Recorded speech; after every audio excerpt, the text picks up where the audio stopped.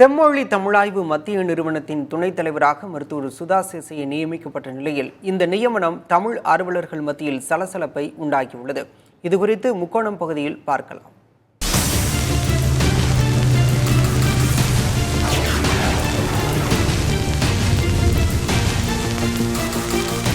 செம்மொழி தமிழாய்வு மத்திய நிறுவனத்தின் துணைத் தலைவராக டாக்டர் எம்ஜிஆர் மருத்துவ பல்கலைக்கழகத்தின் துணைவேந்தராக இருந்த மருத்துவர் சுதா சேசையன் நியமனம் செய்யப்பட்டிருக்கிறார். தமிழ் அறிஞர்கள் மத்தியில் கடும் எதிர்ப்பு கிளம்பியிருக்கிறது இந்த நியமனத்திற்கு.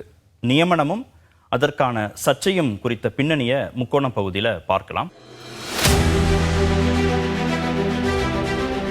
செம்மொழி தமிழாய்வு மத்திய நிறுவனம் ஏன் உருவாக்கப்பட்டது? 20ஆம் நூற்றாண்டின் துவக்கத்தில் தமிழ் மொழிக்கு செம்மொழி அந்தஸ்து வேணும் அப்படின்னு 4ஆம் தமிழ்ச்சங்க கூட்டத்தில் தமிழறிஞர் பரிதிமாற் கலைஞர் வலியுறுத்துகிறார். இந்திக்காகவும் சமஸ்கிருத மொழிக்காகவும் இந்தியாவுக்குள்ளும் வெளிநாட்டில்கள்லையும் நிறைய ஆய்வு நிறுவனங்கள் இருக்கு. ஆனால் தமிழுக்கென்று பிரத்யேகமான ஆய்வு நிறுவனங்கள் வேண்டும் அப்படின்ற அடிப்படையில் வைக்கப்பட்ட கோரிக்கை இது. 2004ஆம் ஆண்டு இந்திய பிரதமராக இருந்த வாஜ்பாயிட்ட கோரிக்கை வைத்து தொடர் முயற்சிகளை மேற்கொண்டு தமிழ்நாடு முதலமைச்சர் திரு கருணாநிதி தமிழ் மொழிக்கு செம்மொழி அந்தஸ்தை பெறுகிறார். 2006ஆம் ஆண்டு மைசூரில் செம்மொழி தமிழாய்வு மத்திய நிறுவனம் தொடங்கப்படுது. 2008ஆம் ஆண்டுக்கு பிறகு அது சென்னைக்கு மாற்றப்படுது.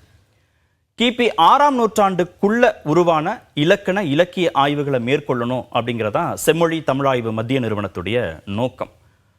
தஞ்சை தமிழ் பல்கலைக்கழகம் போன்ற அமைப்புகள் பிரத்யேகமாக இருந்தாலும் கூட தொல்காப்பியம் சங்க இலக்கியம் போன்ற ஆய்வுகளை மத்திய அரசின் பங்களிப்போடு செய்யணும் அப்படிங்கிறதா இந்த நிறுவனத்தின் பிரதானமான நோக்கமாக இருந்தது. 2010ஆம் ஆண்டு வரைக்கும் தான் இந்த நிறுவனத்தின் நோக்கம் குறிக்கோளுக்கு உட்பட்டு செயல்பட முடிந்தது அப்படின்னு முழுநேர இயக்குநராக இருந்த திரு கே ராமசாமி சொல்றார். தமிழ்நாட்டு முதல்வர் தான் இந்த நிறுவனத்தின் தலைவர் அப்படின்னு நிபந்தனை உருவாக்கப்பட்டதான் முதல் நெருக்கடியாக மாறி இருக்கிறது. அதனால முழுநேர பொறுப்பு இயக்குநரே நியமனம் செய்யப்பட முடியாமல் இருந்திருக்கு.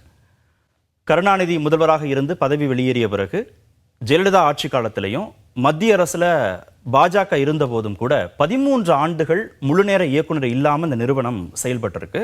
2011ஆம் ஆண்டுக்கு பிறகு கருணாநிதி தலைமையிலான விருதுகளும் நிறுத்தப்பட்டிருக்கு. பொறுப்பு இயக்குநர்களாக வந்தவர்களும் தமிழ் ஆய்வோடு சம்பந்தம் இல்லாமல் இருந்த அதிகாரிகளாக செயல்பட்டிருக்கிறார்கள்.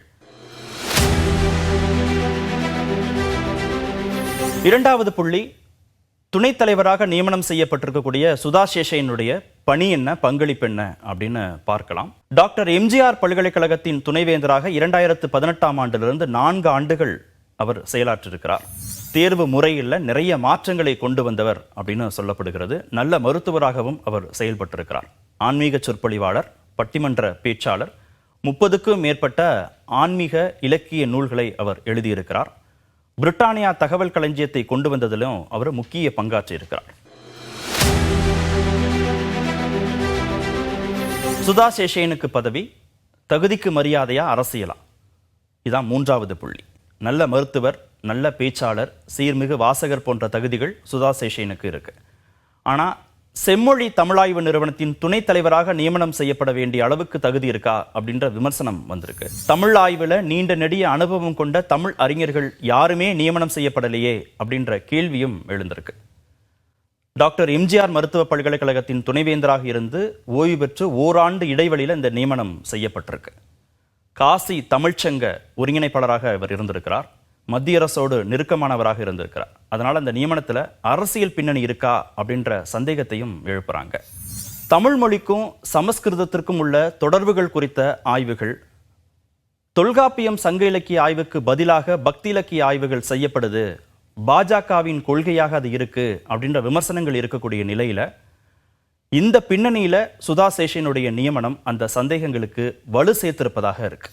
தமிழ் அறிஞர் பேராசிரியர் தெய்வசுந்தரம், பேராசிரியர் ராமசாமி, அரசு போன்றவர்கள்லாம் தகுதியானவர்களாக இருக்கிற போது அவர்கள் குறித்து பரிசீலித்திருக்க வேண்டும் அப்படின்ற கோரிக்கையும் வலுத்திருக்கிறது.